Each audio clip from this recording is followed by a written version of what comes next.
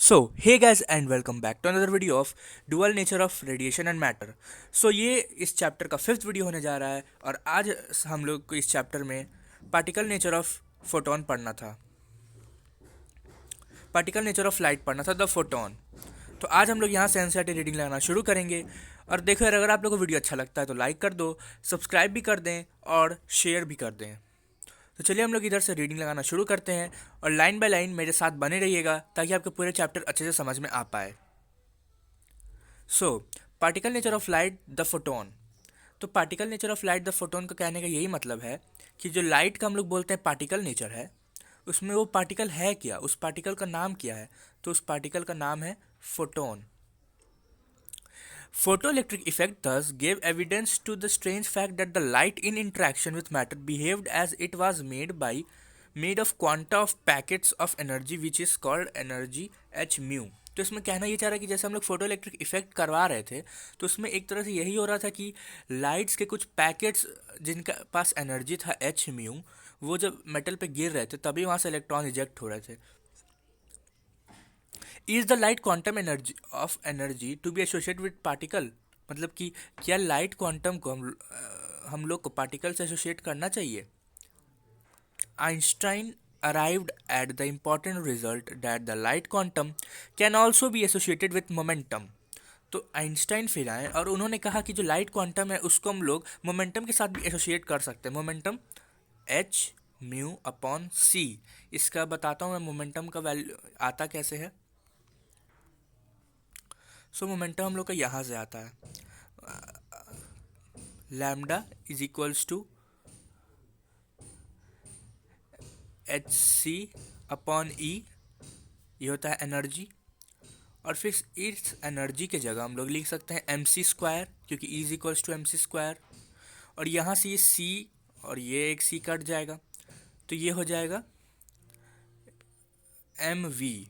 इसको हम लोग सी को वी से रिप्लेस कर सकते हैं इलेक्ट्रोमैग्नेटिक रेडिएशन के लिए।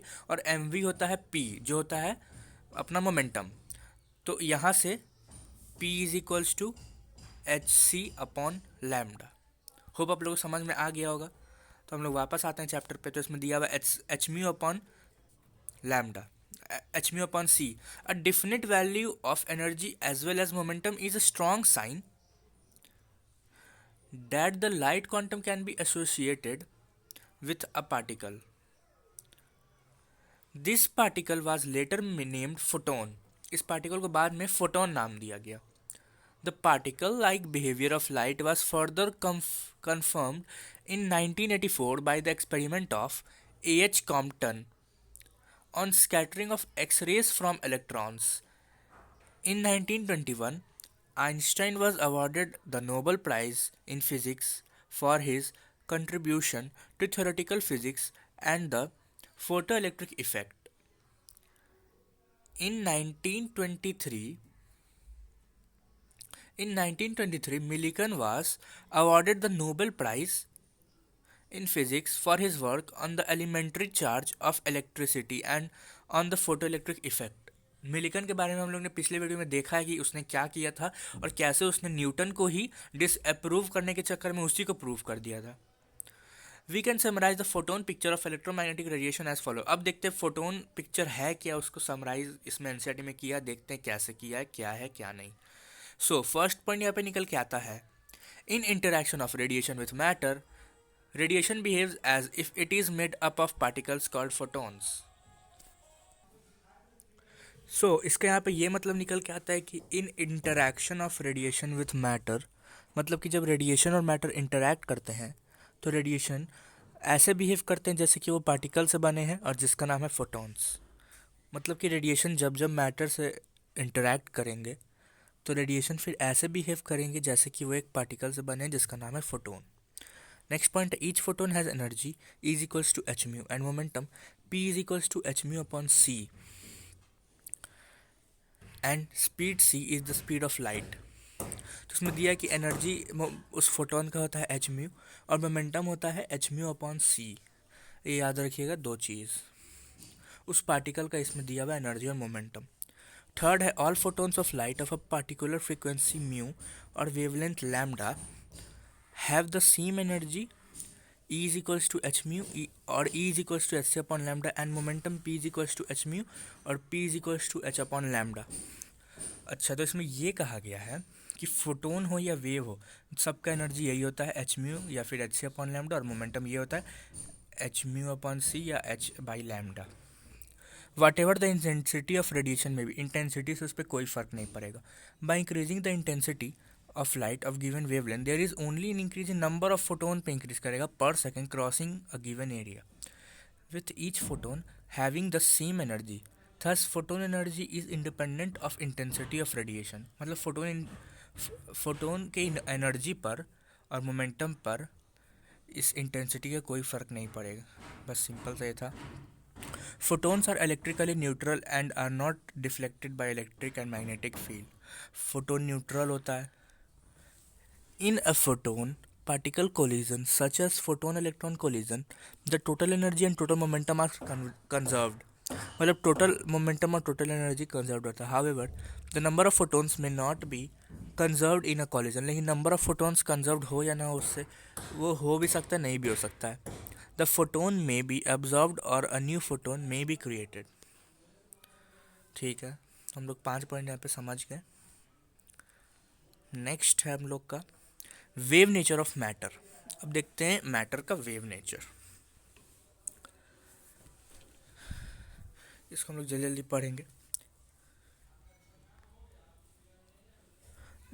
The dual wave nature of light electromagnetic radiation in general comes out clearly from what we have learnt in this and the preceding chapters।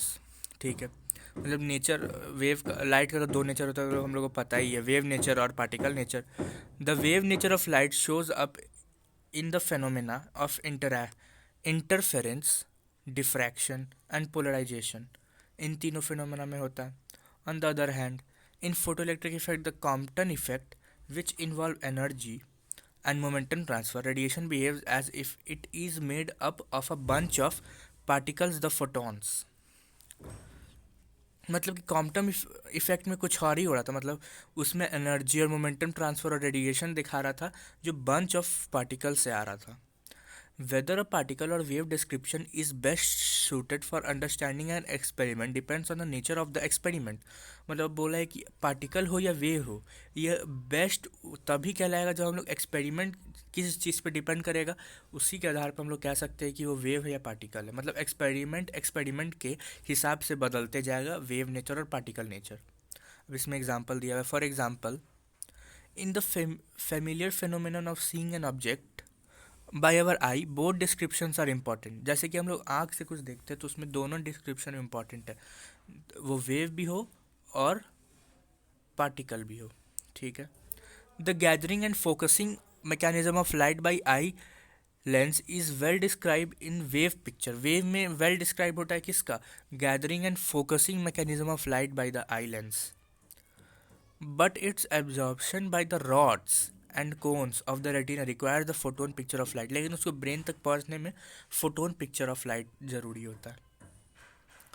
हम लोग का नेक्स्ट आता है, a natural question arises, if radiation has a dual nature might not the particles of nature also exhibit wave like character.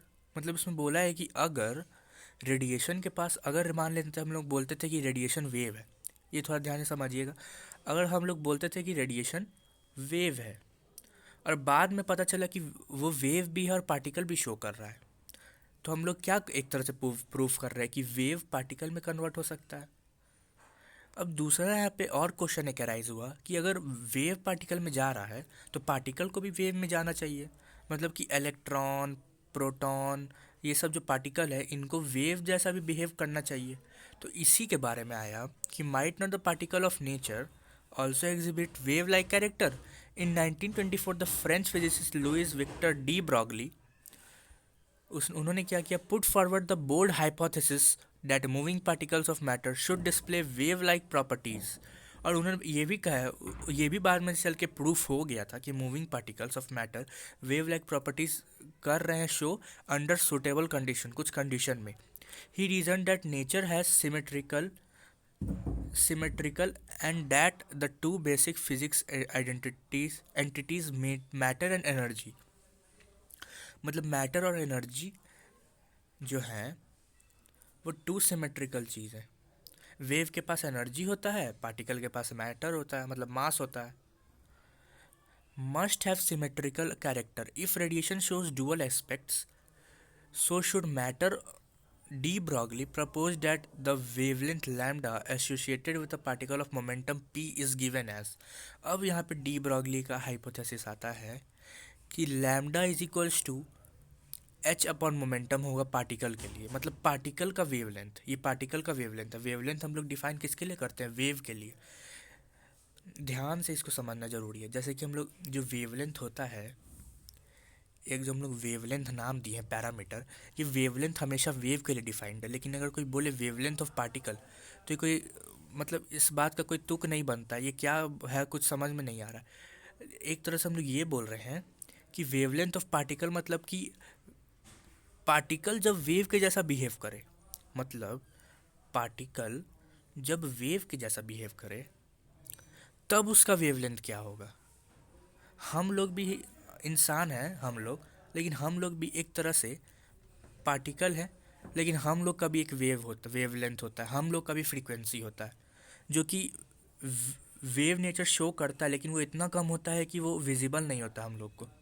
तो यहाँ से आप लोग को क्लियर अंडरस्टैंडिंग आ रहा होगा कि हम लोग लैम्डा पार्टिकल के लिए भी डिफाइन कर सकते हैं. और उसका फॉर्मूला ये है,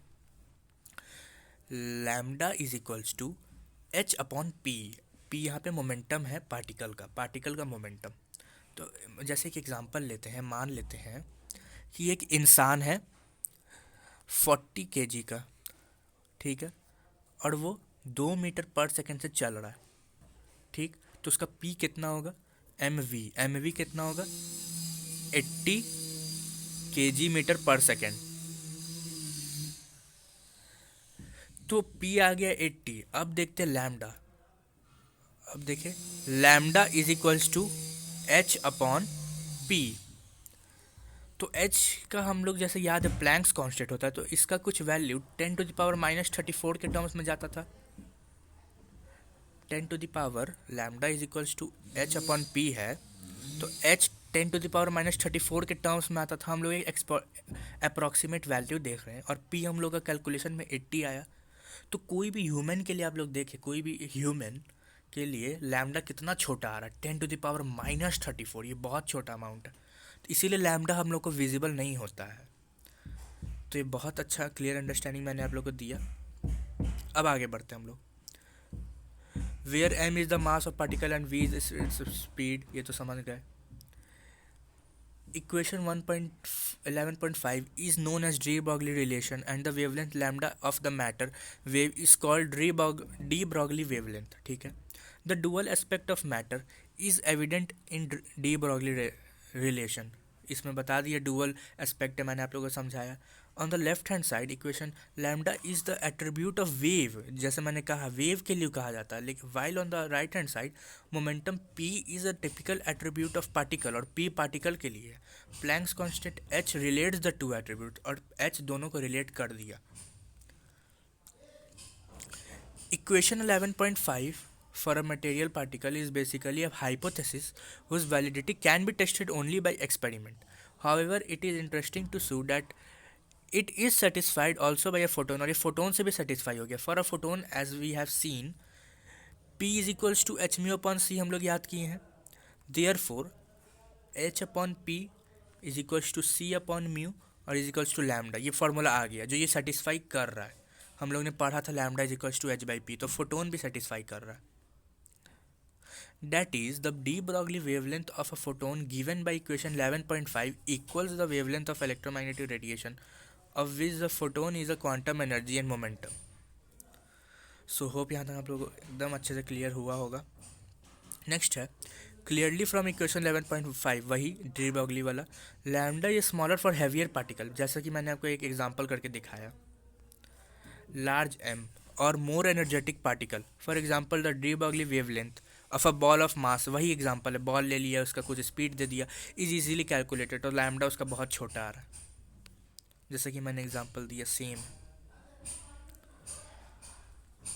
नेक्स्ट है, this wavelength is so small, वही बॉल का wavelength is so small that it is beyond any measurement, वो मेजरमेंट के बाहर है. This is the reason why microscopic objects in our daily life do not show wave like properties. इसीलिए microscopic macroscopic microscopic मतलब बड़ा बड़ा जो particle objects है वेव लाइक प्रॉपर्टी शो नहीं कर पाता. On the other hand, in the sub atomic domain, सब एटॉमिक मतलब एटम के अंदर, the wave character of particle is significant and measurable. ठीक है.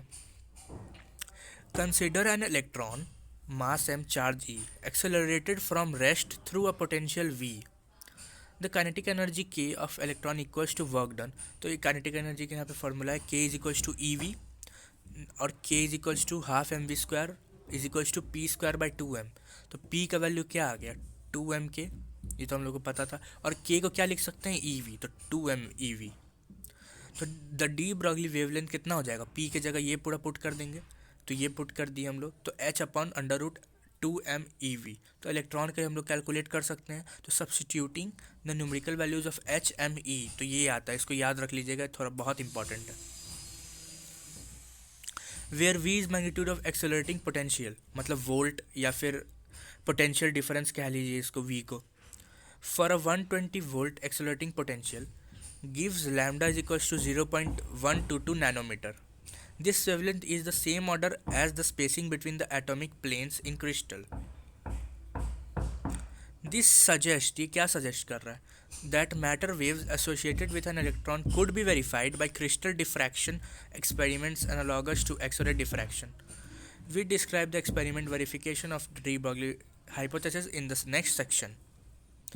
1929, de Broglie was awarded Nobel Prize in Physics for his discovery of wave nature of electrons. So उसको फिर Nobel prize भी मिल गया था, इतना अच्छा काम किया था इसीलिए.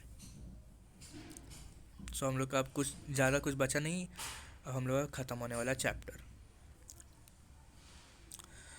अब हम लोग का नेक्स्ट है, the matter wave picture elegantly incorporated the Heisenberg's uncertainty principle. According to the principle, it is not possible to measure both the position and momentum of an electron at the same time exactly.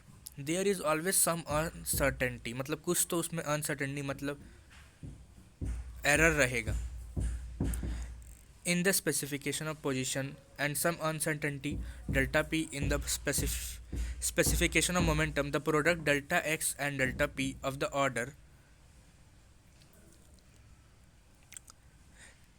delta x delta p is somehow equal to h bar या फिर reduce Planck's constant. इसका formula होता है h upon 2 पाई, यहाँ पे दिया हुआ है.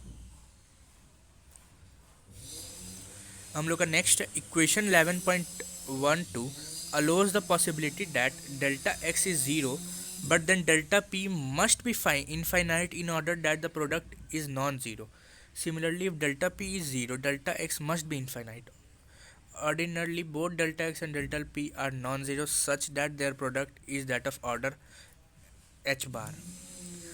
ना मतलब इसमें क्या रहा है कि ये जीरो होगा तो वो इन्फिनाइट होना चाहिए ऐसे, लेकिन लास्ट में क्या रहा है कि दोनों में से कोई भी जीरो नहीं होता है और वो एच बार के प्रोडक्ट के बराबर होता है. Now if an electron has an infinite momentum p, definite momentum p, that is delta p zero, अब यहाँ पे ले लिया है इलेक्ट्रॉन का. By the de Broglie relation it has a definite wavelength lambda कुछ होगा उसका. A wave of definite wavelength extends all over space. By Bond's probability interpretation, this means that the electron is not localized in any finite region of space, that its position in uncertainty is infinite, which is consistent with the uncertainty. मतलब इसमें कहना ये चाह रहा है कि यहाँ पे जब इलेक्ट्रॉन का डेल्टा पी अगर जीरो लेके देखा तो डेल्टा एक्स इनफाइनाइट आ रहा था, मतलब उसका पोजीशन ना किसी को पता ही नहीं चल रहा था कि उसका पोजीशन कहाँ है क्या नहीं है. इसीलिए वो कह रहा था कि इलेक्ट्रॉन का पोजीशन अनसर्टेन है. In general the matter wave associated with the electron is not extended all over space. मतलब in general the matter wave associated with the electron is not extended all over space. मतलब सारे space में ये नहीं था associated.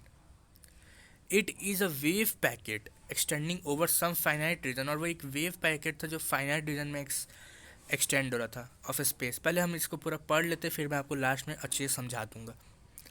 In that case delta X is not infinite but has some finite value depending on the extension. मतलब कि इस case में क्या हो रहा है कि डेल्टा एक्स का इनफाइनाइट वैल्यू नहीं है, लेकिन कुछ फाइनाइट वैल्यू है कि एक्सटेंशन के लिए। मान लेते हैं कि रूम है, तो इसी रूम में ना होगा, ये इनफाइनाइट थोड़ी है, वही इसमें कह रहा है। Also you must appreciate that a wave packet of finite extension does not have a single wavelength. और ये भी हम लोगों को पता है कि अगर कोई पार्टिकल यहाँ है तो उसका वेवलेंथ अलग होगा, यहाँ है तो उसका वेवलेंथ अलग होगा, ऐसे। It is built up of wavelength spread around some central wavelength. और कुछ वेवलेंथ है उसी के अराउंड, मान लेते इधर अलग वेवलेंथ, इधर अदर वेवलेंथ, तो वेवलेंथ भी स्प्रेड है पूरा में। By de Broglie's relation then the momentum of the electron will also have a spread minus an uncertainty delta p. This is as expected from the uncertainty principle. It can be shown that the wave packet description together with the de Broglie relation and Bond's probability interpretation reproduce the Heisenberg's uncertainty principle exactly. In chapter 12, the de Broglie relation will be seen to justify Bohr's postulate on quantizing of angular momentum of electron in an atom. Figure 11.6 shows a systematic diagram of localized wave pocket and B, an extended wave of fixed wavelength. इसमें पूरा में ये कहा कि जैसे कि हम लोग एक तो इलेक्ट्रॉन का मान लेते हैं, पहले स्टार्टिंग में क्या किया, इलेक्ट्रॉन का डेल्टा पी 0 माना, ठीक। तो इसमें एक रिलेशन दिया था delta x into delta p is equals to h bar. तो इसके हिसाब से अगर ये 0 है तो ये इन्फिनाइट होना चाहिए। तो ठीक है, इसमें बोला इन्फिनाइट होता है, मतलब कि फिर उसका इन्फिनाइट का मतलब, डेल्टा एक्स इन्फिनाइट का मतलब उसका पोजीशन अनसर्टेन है, मतलब उसका पोजीशन किसी को पता ही नहीं चल पाएगा, ठीक। फिर बताया कि इन general the matter wave associated with the electron is not extended all over space. मतलब कि फिर बताया कि अगर इलेक्ट्रॉन को हम लोग थोड़ा सा वेव जैसा ही ले लें, मतलब उसको मैटर जैसा ना लेके वेव जैसा लें, तो वो एक रीजन में एक्सटेंडेड है। मतलब कहीं पे ऐसा होगा जहाँ पे इलेक्ट्रॉन नहीं भी पाया जाएगा, और कहीं ऐसा होगा जहाँ पे बहुत इलेक्ट्रॉन, मतलब इलेक्ट्रॉन पाया जाएगा, लेकिन वो फाइनाइट रीजन होगा, वो इनफाइनाइट रीजन नहीं होगा। उस केस में डेल्टा एक्स इनफाइनाइट नहीं होगा, लेकिन कुछ फाइनाइट वैल्यू होगा उस एक्सटेंशन के हिसाब से। और फिर वही अगर मतलब कि डेल्टा एक्स अगर फाइनाइट है तो हम लोग क्या कहते हैं, lambda is equals to H C upon E energy. तो एनर्जी क्या होता है, इलेक्ट्रॉन किस जगह पे है उस जगह के हिसाब से एनर्जी भी चेंज होता है। तो अगर उस मान लेते फाइनाइट रीजन हम लोग एक रूम ले लिए और रूम में इलेक्ट्रॉन है और उसको हम लोग वेव जैसा मान रहे हैं, तो आप लोग ने नोडल प्लेन 11 में पढ़ा होगा, तो उसमें बोल ये रहा है कि एक तो डेल्टा एक्स यहाँ पे फाइनाइट हो गया, इनफाइनाइट तो नहीं है। दूसरा बात ये बोला कि इस इलेक्ट्रॉन का पोजीशन मान लेते यहाँ है तो इधर लैम्डा कुछ और होगा, यहाँ है तो इधर लैम्डा कुछ और होगा, यहाँ है तो उधर लैम्डा, वैसे करके। और ये ग्राफ क्या बोला, the wave packet description of an electron, the wave packet corresponds to spread of wavelength around some central wavelength and hence by de Broglie spread of momentum. Consequently, it is associated with an uncertainty in position and an uncertainty in momentum. So ये graph इसका दिया हुआ है uncertainty in momentum का और position का। The matter wave corresponding to a definite momentum of an electron extends all over space.